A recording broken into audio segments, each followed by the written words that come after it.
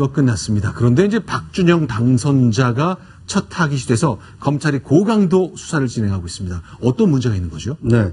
이 박준영 당선자는 이제 국민의당 후보로 당선이 됐는데요. 네. 그런데 국민의당에 입당하기 전에는 신민당을 창당을 해서 신민당 대표를 지냈습니다. 네. 당시에 신민당 사무총장을 지냈던 김모 씨가 이 공천 헌금 명목으로 3억 6천만 원가량을 전달한 혐의로 현재 검찰에 구속이 돼 있는 상황입니다. 일단 본인은 줬다고 진술을 하고 있고 그렇습니다. 박준영 대표가 받았다는 거 아직 최종적으로 확인된 네, 건 아니죠. 본인은 뭐 아직 인정하지 않았고요. 네. 그런데 이제 이 공천 헌금만 있는 것이 아니고 네. 어제는 회계 책임자가 검찰에 가서 조사를 받았는데요. 네. 이 회계 책임자가 총선 과정에서 선거운동원에게 이제 그 일당이나 뭐 이렇게 선거운동 사례금을 지급을 하지 않습니까? 네. 그런데 그 지급한 것이 선관위에 등록된 통장에서만 지급을 하도록 돼 있는데 네. 선관위에 등록되지 않은 통장에서 자금이 집행된 내역이 나왔고 네. 그것에 대해서 제대로 소명을 하지 못해서 검찰이 긴급 체포를 한 상태입니다. 그러니까 선거운동하는 후보한테는 회계 책임자가 딱 있게 마련인데 그 사람은 통장을 딱 하나만 써야 되는군요. 선관위에 등록을 해가지고요. 왜냐하면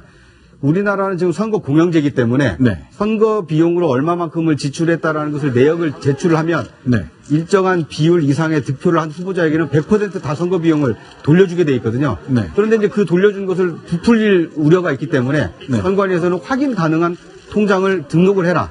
거기서 얼마만큼 집행이 됐는지를 그 내역을 좀 보내달라. 네. 이렇게 얘기를 하기 때문에 이제 공정성을 기하기 위해서 그렇게 하고 있는 겁니다. 자, 여성원 변호사님. 자, 일단 뭐 그분이 나한테 도움을 준 건 맞지만 내가 어떻게 남의 비대표를 챙겨주냐라면서 설명을 하고 있는데 일단 줬다는 사람은 있고 받았다는 게 아직 확인되지 않기 때문에 받았을 수도 있고 중간에 어디 샜을 수도 있고 뭐 그런 거죠. 그런데 그 주지 않은 사람이 네.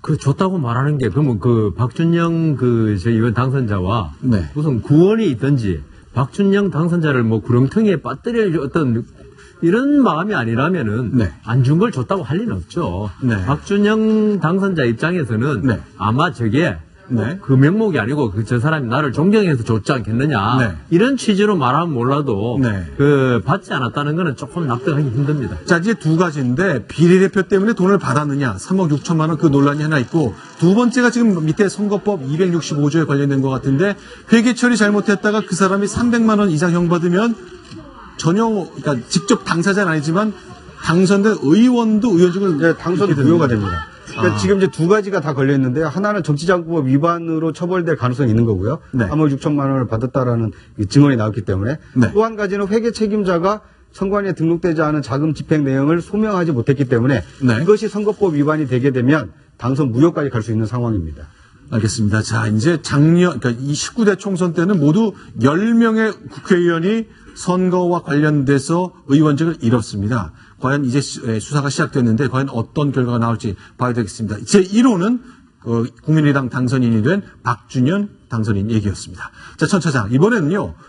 26표 차이 때문에 떨어졌기 때문에 나 도저히 승부 못하겠다는 후보가 나왔죠. 예, 막판까지 너무 엎치락뒤치락해서 저희도 예상하기 힘들었었는데 결국 새누리당 정유섭 후보가 문병호 국민의당 후보를 26표 차이로 꺾고 당선이 됐는데 너무 표차가 적다 보니까 재검표하자. 근데 재검표에서도 이제 승부가 뒤바뀌지 않으니까 문병호 이제 현직 의원이죠. 문병호 의원이 이거 좀 문제가 있을 수 있으니까 이거를 선거표를 없애지 말고 좀 보전해달라. 근데 이게 법원에서 받아들여졌습니다.